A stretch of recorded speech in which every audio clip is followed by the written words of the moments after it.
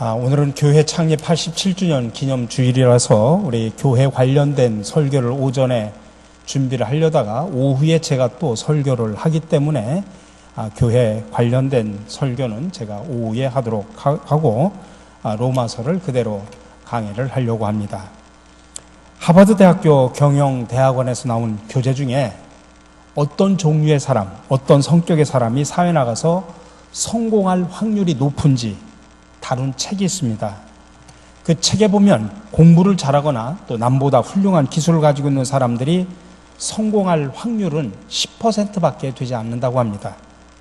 그 대신에 머리와 기술은 남보다 월등히 뛰어나지 못해도 좋은 인간관계를 유지하는 사람이 성공할 확률이 85%에 이른다고 하는 결과가 나왔습니다. 또 다른 통계 자료에 의하면 직장에서 해고당하는 경우, 일을 잘 하지 못해서 해고를 당하는 경우와 직장 안에서 인간관계를 잘 하지 못해서 해고당하는 경우를 비교를 해보니까 후자, 인간관계를 잘 못해서 해고당하는 경우가 통계 수치상 2배가 넘었다고 하는 그런 통계가 나와 있습니다. 결국 인간관계를 잘 맺는 사람이 이 세상에서 성공적인 삶을 살 수 있다고 하는 그런 이야기입니다. 이런 점에서 우리 기독교인들이 어떻게 하면 우리들도 세상에 살면서 많은 다양한 공동체 안에 살아가면서 자신을 그리스도인으로서의 정체성을 잃어버리지 않으면서 우리가 성공적인 삶을 살 수 있겠는가? 이 문제를 가지고 오늘 바울은 본문 말씀을 통해서 우리에게 구체적으로 가르쳐주고 있습니다. 오늘 본문에서 이야기하는 바울의 그리스도인의 인간관계는 어떤 세상적인 처세술을 말하는 것이 아니라 성숙한 그리스도인의 삶의 자세를 우리에게 가르쳐주고 있는 것입니다. 18절의 말씀입니다. 여러분 쪽에서 할 수 있는 대로 모든 사람과 더불어 화평하게 지내십시오. 여기서 화평이라고 하는 말은 에이레네라고 하는 뜻인데 평화를 유지하다, 사랑과 더불어서 평화롭게 살다, 그런 의미를 담고 있습니다. 근데 오늘 사도 바울은 그냥 평화롭게 화평하게 살으라고 하는 것이 아니라 모든 사람과 더불어라고 표현합니다. 나를 좋아하는 사람뿐만 아니라 내가 좋아하지 않고 또 그가 좋아하지 않는 사람하고도 좋은 화평을 이루라는 이야기입니다. 나에게 잘해주는 사람뿐만 아니라 심지어는 상처를 준 원수까지도 우리 이웃에 포함해야 된다는 이야기입니다.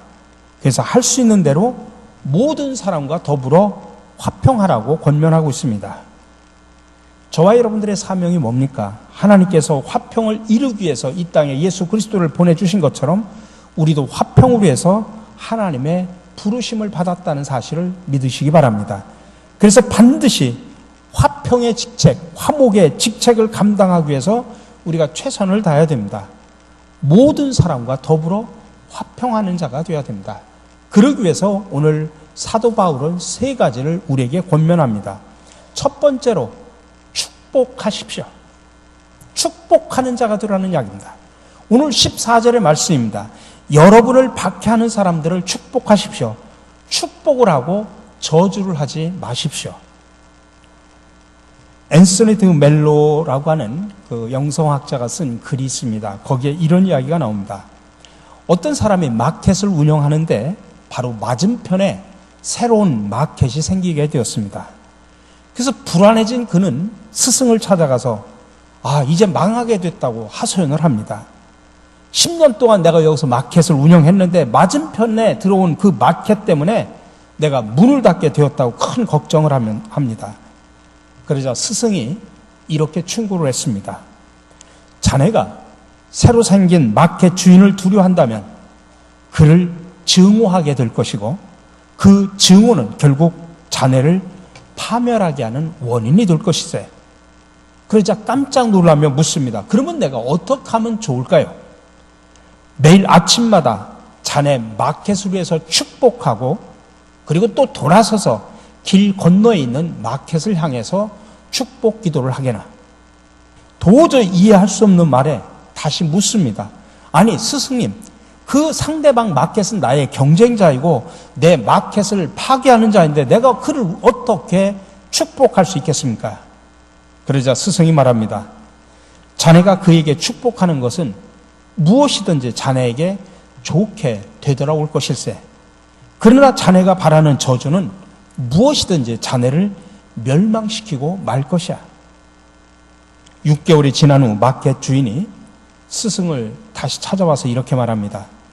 제가 근심과 걱정만 했다면 마켓을 닫았어야 될 것입니다. 그러나 스승님의 말씀대로 내가 그대로 실천을 한 지금은, 아니 오히려 상대방의 마켓까지 내가 인수하게 되었고 어느 때보다 정말 경기가 좋아졌습니다 라고 이야기를 했습니다. 여러분, 우리 민요 가운데 너무나 잘 알려진 아리랑이라는 민요가 있죠. 여러분, 아리랑 가사 보십시오. 아리랑 아리랑 아라리요, 아리랑 고개를 넘어간다. 나를 버리고 가신 님은 십리도 못 가서 발병이 난다. 무슨 뜻입니까? 나를 사랑하는 님이 지금 나를 떠나려고 합니다. 갈 테면 가라. 그러나 너는 십리도 못 가서 발이 부르트든지 발목이 삐든지 해서 넘어지고 말 것이라는 뜻입니다. 사실은 이 아리랑의 노래는 저주의 노래입니다. 나를 버리고 떠나는 님에 대해서 저주하는 이야기입니다. 타락한 인간의 심성에서 나온 그런 결과죠. 그래서 오늘 사도 바울은 우리에게 뭐라고 권면합니까? 여러분을 박해하는 사람들을 축복하십시오. 축복을 하고 저주를 하지 마십시오. 여기서 축복이라는 말은 좋게 말하라는 뜻입니다. 그렇다면 내가 박해하는 자를 어떻게 사랑할 수 있고 나를 핍박하는 자를 위하여 어떻게 내가 축복할 수 있습니까? 아니, 내가 저주를 해도 시원찮은데 축복을 하라는 말이 가능한 말입니까? 근데 여기에는 엄청난 은혜가 숨어 있습니다. 여러분, 저주하는 자의 인생은 계속 저주를 받는 인생이 되지만 축복하는 자는 계속 축복을 받는 인생이 된다는 이 은혜를 깨달으셔야 됩니다. 그렇기 때문에 남을 축복하는 사람은 결국 자신이 축복을 받게 된다고 하는 것입니다. 하루는 예수님께서 70명의 제자들을 세상으로 파송을 하면서 복음 전도를 해서 파송하면서 이렇게 말씀하십니다. 어느 집에 들어가든지 먼저 이 집에 평화가 있기를 빕니다 하고 그렇게 말하여라. 네가 가는 곳마다 집집마다 먼저 들어가서 인사를 할 때마다 이 집에 평화가 있기를 빕니다 하면서 축복의 인사를 먼저 하라는 이야기입니다. 유대인에게서 있어서 이 평안, 샬롬은 가장 큰 축복으로 여겼습니다. 그러니 어느 집에 가든지 일단은 그 가정에 축복을 빌어주라는 이야기입니다. 그러면서 예수님은 그 이유를 분명하게 설명합니다.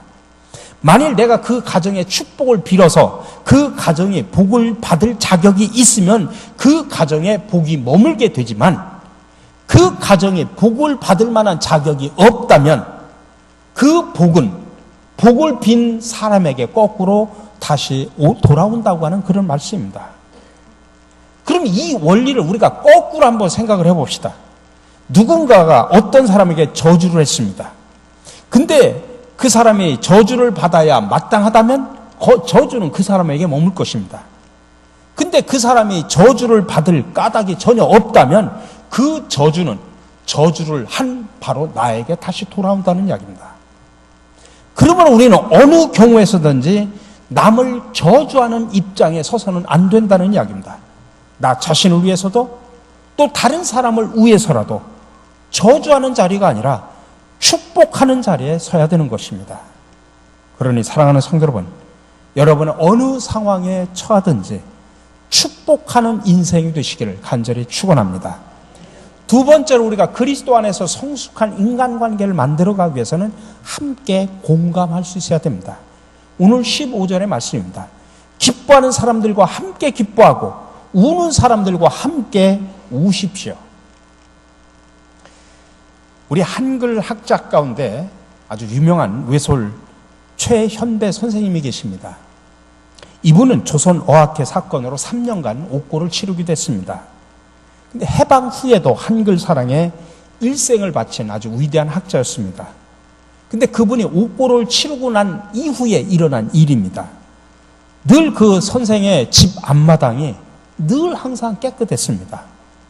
그것은 매일 새벽마다 마당을 쓸고 가는 어떤 낯선 청년이 있었기 때문이었습니다. 그래서 어느 날 하도 이상해서 이웃 사람이 마당을 쓸고 있는 그 청년에게 그 까닭을 물었습니다. 그랬더니 청년이 이렇게 말합니다. 저는 함흥에 있는 감옥에서 최연배 선생님과 함께 옥살이를 하고 있었습니다. 한 방에서 있었는데 그때 갑자기 제가 배탈이 나서 크게 고생한 적이 있었는데 우리 최 선생님께서 저를 보시고 굶으면 낫는다고 그렇게 말씀을 하셨습니다. 그러시고는 혼자 굶기가 어려울 테니 같이 굶자고 하시면서 하루 종일 저와 함께 굶으셨습니다. 그리고 밤늦게까지 저의 아픈 배를 어루만지시면서 정성껏 돌봐주셨습니다. 아무도 돌봐주지 않는 사람이 없는 그런 감옥 속에서 그 받은 그 은혜를 내가 어떻게 해서라도 갖고 싶었지만 내가 가진 것이 없는 처지라 내가 출소한 이후에 선생님 집 마당이라도 내가 쓸어드리고자 그렇게 생각을 해서 지금 청소를 하는 것입니다. 그러니까 외솔 선생은 갇힌 자와 함께 아픔을 공감했던 것입니다. 그 결과 함께 일하는 자가 생겼고 돕는 자가 나타난 것입니다. 여러분, 함께 갇히면 함께 일하는 자가 됩니다. 함께 즐거워하고 함께 운다면 함께 일하는 자가 되는 것은 분명합니다. 그러므로 우리가 화평의 직책을 감당하려고 하면 모든 일에 함께 공감할 수 있어야 된다는 이야기입니다. 그래서 오늘 15절에서 기뻐하는 사람들과 함께 기뻐하고 우는 사람들과 함께 우십시오. 화평은 그렇게 함께 공감하는 데서부터 온다는 이야기입니다. 슬픔을 함께하고 함께 웃는 것은 정말 영적이고 윤리적인 소양이 있는 그리스도인이 할 수 있는 일입니다. 특히 잘 되는 일에 대해서 우리가 진심으로 기뻐해 주는 일은 사실은 어떻게 보면 결코 쉬운 일은 아닙니다. 잠언 24장에 보면 그런 말이 있습니다. 네 원수가 넘어질 때 즐거워하지 말며 그가 엎드러질 때 마음에 기뻐하지 말라. 여호와께서 이것을 보시고 기뻐 아니하사 그 진노를 그에게 옮기실까 두려우니라. 이 말씀은 기독교인으로서 다른 사람들을 우리가 어떻게 대하며 살아가야 될지 고민하는 저와 여러분들에게 좋은 경고의 말씀이고 격려의 말씀이기도 합니다. 기원전 4세기에 살았던 요한 크리소스톰이라는 분이 계신데 그분은 초대 교부이자 또 훌륭한 성자였습니다. 본래 이름은 요한이었는데 사람들이 그가 너무나 설교를 잘해서 헬라어로 크리소스토모스라고 다시 말하면 황금의 입이라고 하는 그런 별명을 붙여줬습니다. 근데 그가 오늘 이 본문 말씀에 이 15절을 이렇게 주석을 합니다. 함께 기뻐하는 것은 함께 우는 것보다 한층 높은 기독교인으로서의 성품을 요구한다. 함께 웃고 즐거워하고 기뻐하라고 하는 말씀을 먼저 놓고 함께 울고 슬퍼하라고 하는 말씀을 뒤에 놓는 것은 함께 기뻐함과 즐거움이 더 어렵기 때문이다. 인류 최초의 살인은 동생이 잘 되는 것을 보지 못하는 형의 질투에서 의해서 이루어졌다고 하는 사실을 생각해보면 함께 기뻐하는 것이 얼마나 어려운지 알 수 있다. 그래서 우리나라 속담에도 그게 있지 않습니까? 사촌이 땅을 사면 배가 아프다. 남 잘 되는 꼴을 보기 싫다 이 말씀입니다. 그래서 함께 우는 것보다도 함께 웃어주는 것이 남이 잘 돼가지고 그 사람을 축하해주고 웃어주는 것이 더 어렵다는 이야기입니다. 우리 사랑하는 성도 여러분, 현대는 갈수록 진정한 인간관계를 나눌 수 있는 이웃이 없어가는 시대입니다. 복잡한 사회관계 때문에 만남은 점점 늘어나지만 그러나 그 많은 만남 속에서 진정으로 공감을 하면서 관계를 이루어 나가는 것은 점점 찾아보기가 어려운 시대에 우리가 살아가고 있습니다. 무서운 이기심과 질투만이 판을 치는 이 세상에서 그 방면으로 다른 사람들보다 탁월해야 성공할 수 있다고 하는 세상적인 처세술은 성경이 말하는 그런 처세술하고는 전혀 다른 것입니다. 함께 기뻐해주고 함께 울 수 있는 공감하는 이웃이 되는 사람만이 좋은 관계를 이루면서 이 땅에서도 성공적인 기독교인으로서의 삶을 이뤄낼 수가 있습니다. 그런 모습은 세상이 줄 수도 없고 알 수도 없는 오직 예수 그리스도께서만 줄 수 있는 그런 모습입니다. 정말 그렇게 살아가는 것이 힘들고 어렵다고 할지라도 우리가 반드시 이루어야 하는 이유는 우리의 신앙의 모델인 예수 그리스도께서 그렇게 살으셨기 때문입니다. 그러니 여러분, 이웃과 더불어 함께 웃고 함께 우는 공감의 성도가 되시기를 간절히 축원합니다. 마지막으로 우리에게 권면합니다. 겸손하십시오.